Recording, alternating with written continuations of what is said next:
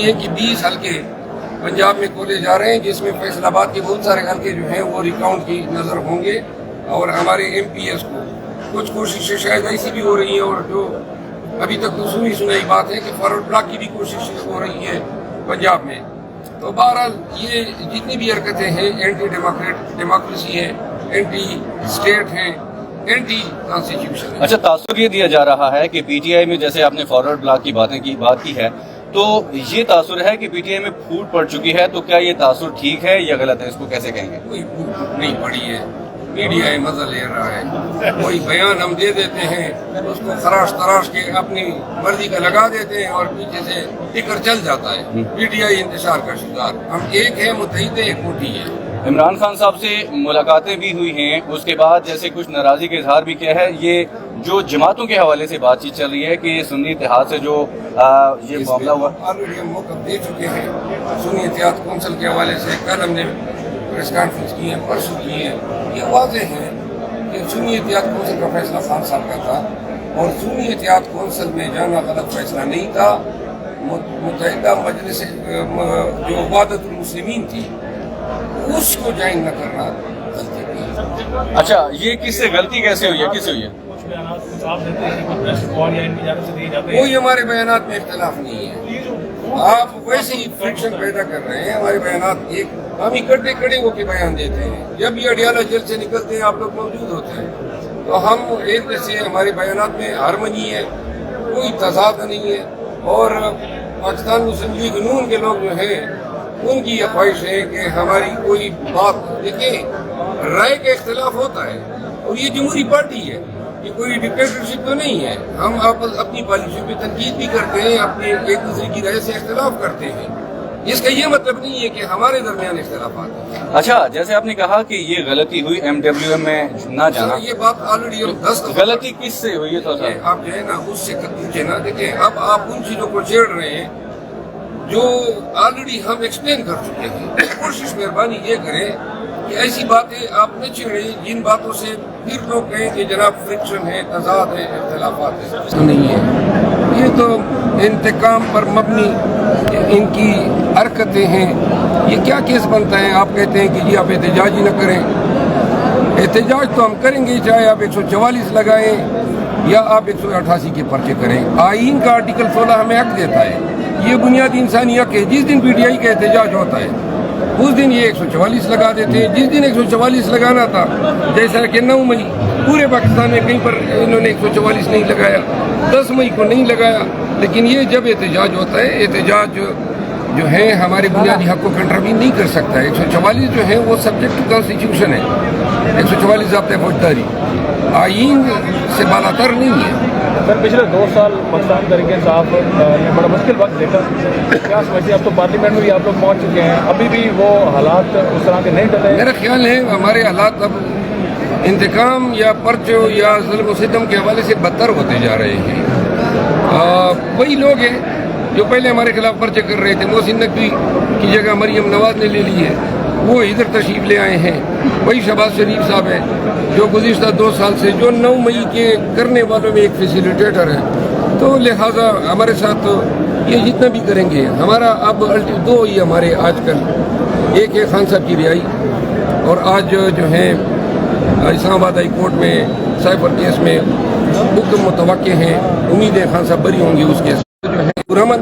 اس کے لیے ہم نے ڈی سی کو درخواست دی ہے جو ابھی تک جواب نہیں دیا، آج میں نے ریٹ جمع کر دی ہے، تو انشاءاللہ ہم 30 کو جلسہ کریں گے اسلام آباد میں، اور پھر ہم آگے جائیں گے لاہور اور کراچی میں جلسے کریں گے، اور یہی طریقہ ہوگا۔ ہم عدالتوں کو اپروچ کریں گے کہ ہمیں وینیو دیں اور جلسے کی جو شیڈول ہے وہ انتظامیہ سے ہمیں الاؤ کریں۔ آپ کو نہیں لگتا کہ مفاہمت کا وقت آ چکا ہے پاکستان طریقے سے آپ کے لیے؟ کن سے مفاہمت کریں؟ یہ نہیں کہ جو ہمارا مینڈیٹ چوری کر گئے مفاہمت کریں، پہلے یہ ہمارا مینڈیٹ جو ہے وہ سرنڈر کر دیں، مفاہمت ہی مفاہمت ہے۔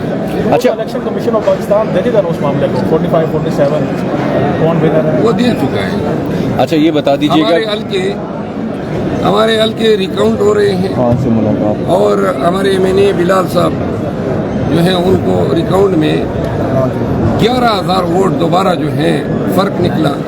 کس طرح کا نظام ہے؟ 11,000 آپ نے پہلے نہیں، یہ کیا 11,000 में से आपने उस वक्त गिने ही नहीं थे, और आए दिन ये रिकाउंट, और हमें ये इतना मिली। इस्लामाबाद हाई कोर्ट में साइफर केस जेर समाअत है। इस्लामाबाद हाई कोर्ट पर कुछ सवाल पीटीआई भी उठाती रही, अब उम्मीद है कल के भी कुछ रिमार्क्स? देखिए, उम्मीद तो हम, ये जो केस है 18 दिन में ट्रायल जज ने इसको कंक्लूड किया, दखुलात दिए, फर्नीचर माहिद किया, 25 गवाहान किए, बयान मुल्जिम किया, ये सब सारा काम 18 दिन में हुआ।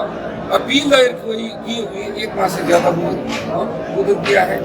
अभी तक जो है साइफर में फैसला, अगर तेज रफ्तारी ट्रायल में थी तो यहाँ पे डबल तेज रफ्तारी, क्योंकि यहाँ पे तो सिर्फ सुनना है, बाकी काम तो ट्रायल कोर्ट में हुआ है। तो जो ट्रायल कोर्ट ने जो किया है हमारे वकीलों को, यानी खान को वकील की जो सहूलत है या जो हक है उससे भी महरूम किया। हमारे वकला को निकाल के उन्होंने अपनी मर्जी की वकला जज साहब ने मुकर्रर कर दिए, उन्होंने यह ट्रायल किया। न कोई जरा हुआ है, न कोई दिफा की शहादत हुई है। ट्रायल इस तरह होते हैं। तो लिहाजा इन शवाहिद को, इन हकाइक को देख के हम ये कहते हैं कि पाकिस्तान के क्रिमिनल जस्टिस सिस्टम में ऐसी चीज़ें, ऐसे ट्रायल जो हैं ये मॉक ट्रायल कहलाए जाते हैं। इनका सस्टेन करना बहुत मुश्किल है। कुछ खबरें इस तरह की भी गर्दिश करती रही कि या तो पाकिस्तान तरीके से आपके बानी डील करें, या फिर 9 मई जैसे मुकदमात ओपन होंगे और KPK भी छीन लिया जाएगा। इन खबरों की कितनी ये मुस्तकबिल के ये अलीमा खान भी डील की बात तो कर चुकी है, जो काम जिस वक्त होगा उस वक्त उसका जवाब देंगे। अच्छा, सेनेट में अभी जो है आज़ाद उम्मीदवार कुछ आ गए हैं और वो काफ़ी पोजीशन भी उनकी मजबूत समझी जाती है, क्या कहेंगे? अनवरुल हक काकड़ साहब हैं, बावड़ा साहब हैं और मोहसिन नकवी साहब हैं। हैरत है कि पार्टी इनकी नहीं है, वोटर इनके नहीं है, लेकिन सबसे ज्यादा वोट यही लोग लेंगे। तो लिहाजा पाकिस्तानियों को सोचना चाहिए कि ऐसे लोग जो हैं इनकी भी अब जो आज़ाद हैं इनकी भी अब पार्टी है, और वो पार्टी जो है गुमनाम पार्टी है, बेनाम पार्टी है। वैसे तो इन्होंने हमें भी अभी तक सुन्नी इत्तेहाद कौंसिल में इलेक्शन कमीशन ने डिक्लेयर नहीं किया है, और ना अभी तक हमारे अपोजिशन का नोटिफिकेशन हुआ है। तो आप लोग देखते जाइए, ये जो हमारे साथ जबर रवा रखा हुआ है। इमरान खान साहब को कब तक बाहर देख रहे हैं? क्योंकि ईद से पहले इमरान खान साहब उस्मान बुज़दार को पीटीआई ने पंजाब में CM लगाया। अब इस वक्त मरियम नवाज है जो काफ़ी एक्टिव भी दिखाई दे रही है। कहीं पीटीआई में कोई जेलसी फर्क तो नहीं है? इस तनकीद अक्सर देखते हैं मरियम नवाज के हवाले से, एक तरफ उस्मान बुज़दार को देखें, कंपेयर करें मरियम नवाज से, कौन आपको बेहतर लगता है? मेरा ख्याल है at the end of the day Usman Buzdar बहुत बड़ी शख्सियत निकलेगा। अच्छा, मरियम नवाज रोजाना दौरे करती हैं, बाहर जाती हैं, कोर्ट लगभग जेल भी गई है वहाँ पे, क्या कहेंगे वहाँ पे जहाँ पे वो कैद थी खुद, और वहाँ पे जो कैदी थे उनसे पूछे थे हालात कैसे हैं? क्या उनको खुद पता नहीं है कि हालात कैसे हैं? भी रही है, मैं भी इस जेल में रहा हूँ, और इस जेल में जाने का मकसद उन्होंने, जो हमारी ख़वातीन वहाँ पे हैं और जो हमारे गवर्नर साहब हैं, जो हमारे दीगर एजाज चौधरी साहब हैं, इन लोगों हक तो ये बनता था, ये उनके वो जख्मों पे नमक छिड़कने गई थी। जेलों में इस्लाहात ये खुद फरमाया करती थी, जेल के अंदर कैदियों के साथ तफरीक सियासी बुनियादों पर नहीं होनी चाहिए, और जब सियासी कैदियों को गिरफ्तार किया जाता है, मैं सर्दियों में गिरफ्तार हुआ था, न इन्होंने कंबल दिया था, न इन्होंने मैट्रेस दिया था, न तकिया दिया था, न दवाई दी थी।